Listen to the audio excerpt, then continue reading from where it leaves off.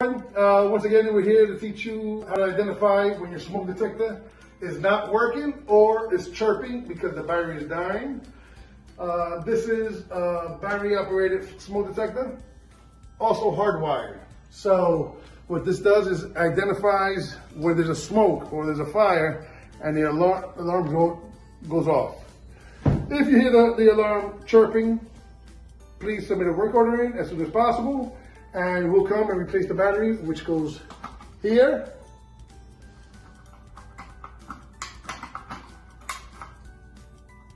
We'll reset it, and it should go back to normal.